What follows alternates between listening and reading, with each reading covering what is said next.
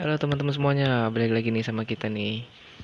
Jadi di sini kita bakalan ziarah ke tempatnya makam Sunan Kalijaga, dan pada waktu itu Kota Demak sedang terjadi banjir.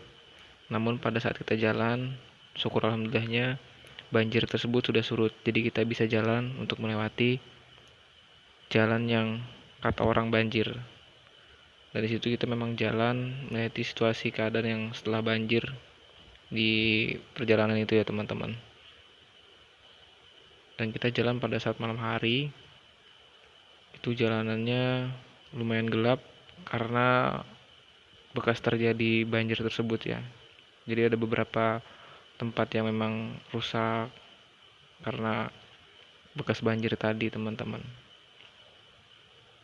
Jadi di sini kita mau ke tempat makamnya Sunan Kalijaga.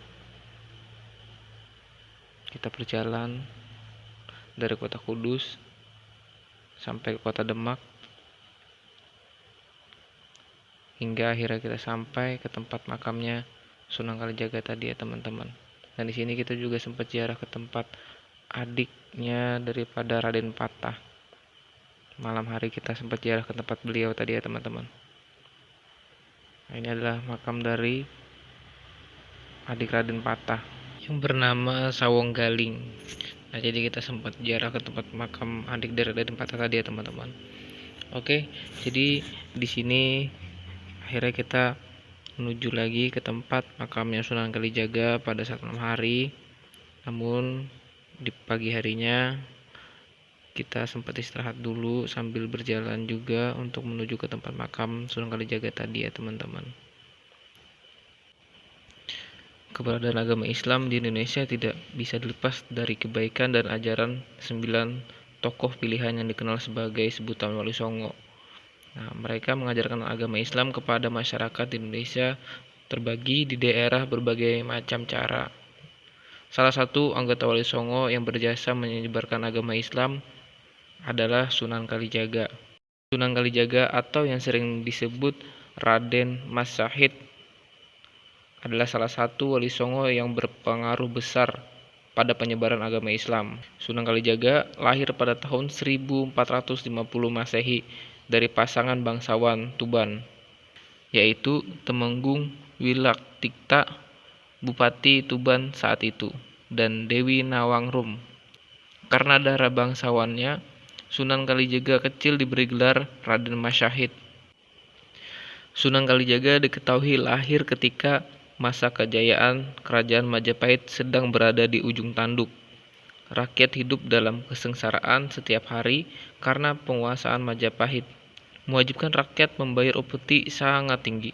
Saat menginjak masa muda, Raden Mas Syahid mulai prihatin dengan kehidupan masyarakat di sekitar di tempat tinggalnya.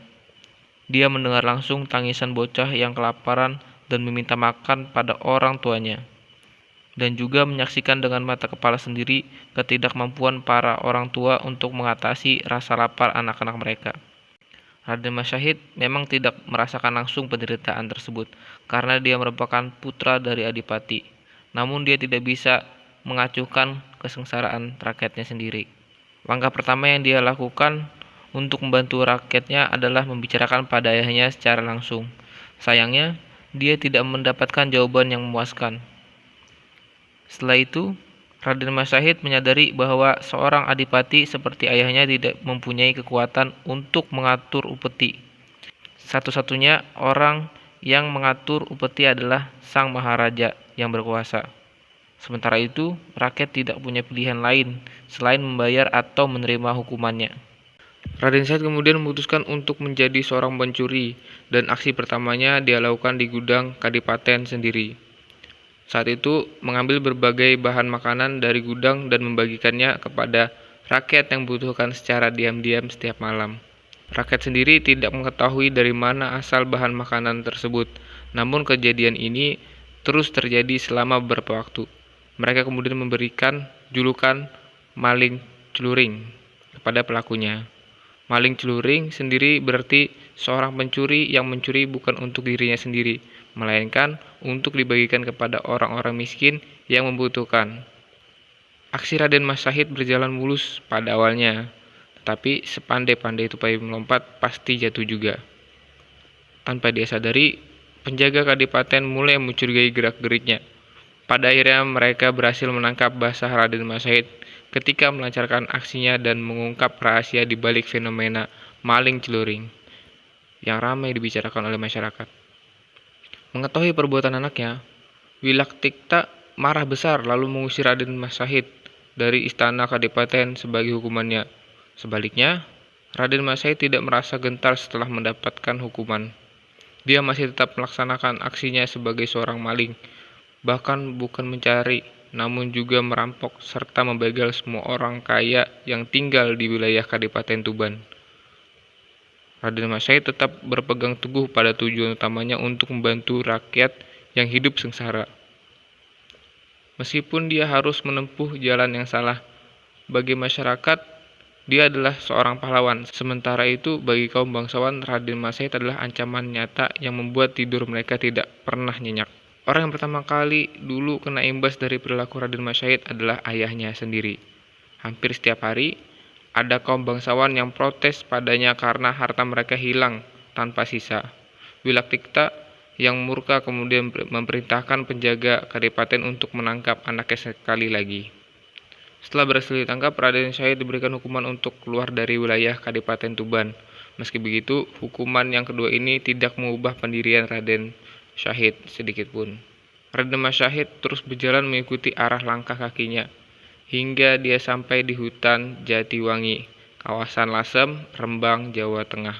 Di hutan inilah dia bertemu dengan seorang lelaki tua yang memiliki tongkat emas. Siapa sangka pertemuannya dengan lelaki tua tersebut justru mengubah pandangan hidup yang selama ini dia yakini. Lelaki tua bertongkat emas yang bertemu dengan Raden Mas Syahid di hutan Jatiwangi ternyata adalah Sunan Bonang. Setelah bertemu dengan Sunan Bonang, Raden Mas Syahid akhirnya mengetahui bahwa kebenaran yang dia percayai bukanlah kebenaran yang hakiki. Dari Sunan Bonang, dia belajar bahwa kebenaran yang hakiki adalah kebenaran yang dijalankan dengan benar dan membawa kebaikan kepada siapapun. Raden Mas Syahid menyadari bahwa yang dilakukannya adalah perbuatan keliru.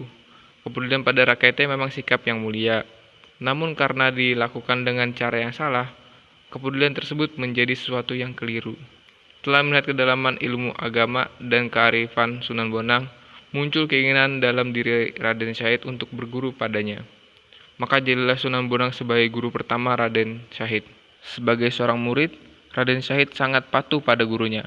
Bahkan pada saat Sunan Bonang memintanya untuk menunggu di tepi sungai, Raden Syahid tidak pernah beranjak sedikit pun dari tempatnya hingga Sunan Bonang datang kembali. Menurut beberapa cerita, Raden Syahid harus menunggu selama 3 tahun sebelum bertemu kembali dengan gurunya. Dalam kisah lain diceritakan bahwa Raden Syahid menunggu Sunan Bonang dengan cara bersemedi di pinggir sungai. Saking khusyuknya dan lamanya dia bersemedi, tubuh Raden Syahid tertutup oleh tumbuhan merambat dan semak belukar di sepanjang pinggiran kali. Ketika Sunan Bonang kembali, beliau awalnya kesulitan mencari muridnya. Namun berkat keyakinan yang kuat dan mata batin yang tajam, Sunan Bonang dapat menemukan Raden Syahid di tempat semula. Setelah itu Sunan Bonang mulai mengajarkan ilmu-ilmu agama dan spiritual pada Raden Syahid sebagai murid yang taat dan selalu belajar dengan sungguh-sungguh. Semua ilmu yang diajarkan oleh Sunan Bonang dapat diserap dengan baik oleh Raden Syahid. Selain itu, dia juga tidak cepat merasa puas dan masih ingin mencari ilmu agama di tempat lain. Untuk memenuhi keinginan muridnya, Sunan Bonang kemudian memperkenalkan Raden Syahid kepada Sunan Ampel dan Sunan Giri. Saat itu, Raden Syahid tidak menyia-nyiakan kesempatan sama sekali. Dia menyatakan ingin berguru kepada mereka berdua. Dari 2 guru barunya, Raden Syahid mendapatkan ilmu baru dan semakin mengetahui hakikat manusia kepada Sang Pencipta. Setelah itu Raden Syahid berguru hingga ke Pasai sambil menyebarkan agama Islam di Semanjung, Malaya, dan wilayah Patani di Thailand Selatan. Di wilayah tersebut, Raden Syahid tidak hanya terkenal sebagai pendakwah Islam, tapi juga sebagai tabib hebat yang bisa menyembuhkan penyakit kulit yang diderita oleh Raja Patani. Berkat popularitasnya, Raden Syahid mendapat julukan Syekh Syahid atau Syekh Malaya. Selesai berguru di Pasai, Raden Syahid kembali ke Jawa. Di Jawa, para wali menganggapnya sudah pantas menjadi bagian dari Wali Sanga atau Wali Sembilan. Sunan Kalijaga sendiri memiliki umur yang panjang, yaitu 100 tahun lebih dan mengalami 4 masa pemerintahan kerajaan yang berbeda. Pertama, masa kerajaan Majapahit hingga tahun 1478 Masehi. Saat itu Sunan Kalijaga masih muda dan lebih dikenal sebagai putra Bupati Tuban, Tumenggung, Wilatikta. Kedua, masa Kesultanan Demak Islam 1481 sampai 1546 Masehi. Saat itu Sunan Kalijaga berperan besar dalam pembangunan Masjid Agung Demak. Ketiga, masa Kesultanan Pajang tahun 1546 sampai 1568 Masehi. Peran Sunan Kalijaga terdapat pada kisah muridnya Jaka Tingkir. Keempat, masa awal Mataram Islam di Yogyakarta tahun 1580-an. Sepanjang hidupnya Raden Mas Syahid banyak mendapatkan nama sebutan atau julukan seperti Sunan Kalijaga, Syed Malaya, Lokajaya, Pangeran Tuban, dan Abdurrahman. Di antara semua nama-nama ini, Sunan Kalijaga menjadi yang paling populer dikenal luas di Indonesia. Akan tetapi, Sunan Kalijaga sebenarnya masih belum jelas benar asal-usulnya. Ada beberapa pendapat yang dipercaya oleh masyarakat mengenai hal ini. Pertama, nama Kalijaga diambil dari sebuah desa yang ada di Cirebon. Sampai saat ini, di desa tersebut masih ada petilasan Sunan Kalijaga seperti masjid dan monyet di sekitarannya. Bagi warga setempat, banyaknya monyet di daerah masjid tersebut memiliki nilai sejarah, mitos, dan juga cerita mistik yang berhubungan dengan Sunan Kalijaga dan warga lokal. Kedua, nama Kalijaga dipercaya berasal dari bahasa Arab, yaitu Kathi Joko. Sunan Kalijaga dikenal sebagai salah satu wali Songo yang menjadi Kathi di Demak. Masyarakat Jawa khususnya Demak saat itu menyebut Sunan Kalijaga dengan nama Kathi Joko Said atau Kathi Joko. Karena masyarakat Jawa belum lancar mengucapkan kata Kathi Joko tersebut, maka yang muncul adalah Kalijogo atau Kalijaga. Ketidakpastian masyarakat mengucapkan kalimat bahasa Arab dilihat dari kata-kata yang berasal dari ajaran Sunan Kalijaga, seperti kalimat syahadat yang disebut dengan Kalimosodo. Lalu kata maulid disebut mulut, kata asyura disebut suro, dan sebagainya. Ketiga, Sunan Kalijaga berasal dari cerita pada saat Sunan Kalijaga akan menjadi muridnya Sunan Bonang. Dalam cerita ini, Sunan Bonang dikisahkan menancapkan tongkatnya di pinggir kali dan meminta Raden Syahid untuk menjaganya selama bertahun-tahun. Setelah itu, Raden Syahid mulai dikenal dengan sebutan Jogo Kali, yang akhirnya berubah menjadi Kalijogo atau Kalijaga. Cara berdakwah Sunan Kalijaga dikenal sebagai dalang ulung oleh masyarakat. Dia memang pintar menggabungkan ajaran Islam dengan tradisi dan budaya yang sudah mengakar dalam kehidupan masyarakat Jawa saat itu. Beliau juga menggunakan pola dakwah yang sama dengan gurunya Sunan Bonang. Selain itu, dia juga memanfaatkan kesenian dan budaya untuk sasaran berdakwah. Metode dakwah yang dipilih Sunan Kalijaga ternyata efektif. Saat itu, banyak adipati Jawa yang memeluk Islam dengan bimbingan dari Sunan Kalijaga, seperti Adipati Kartasura, Pandanaran, Banyumas, Kebumen, dan Pajang. Begitu juga dengan masyarakat Jawa pada umumnya. Mereka yang pada dasarnya menyukai wayang mulai tertarik dengan pertunjukan wayang yang digelar oleh Sunan Kalijaga. Apalagi Sunan Kalijaga tidak memungut biaya kepada masyarakat yang ingin menyaksikan pertunjukan wayangnya. Karena itu, semua orang bisa datang dan mendapatkan hiburan secara gratis. Sunan Kalijaga hanya meminta orang-orang yang datang untuk mengucapkan 2 kalimat syahadat sebagai biaya tiket masuk. Ini jelas lebih mudah bagi masyarakat daripada mengeluarkan uang. Akhirnya masyarakat Jawa yang ketika itu menganut paham animisme secara perlahan mulai menerima ajaran yang disampaikan oleh Sunan Kalijaga. Sunan Kalijaga bahkan menggabungkan naskah kuno dengan ajaran Islam ketika menggelar pertunjukan wayangnya.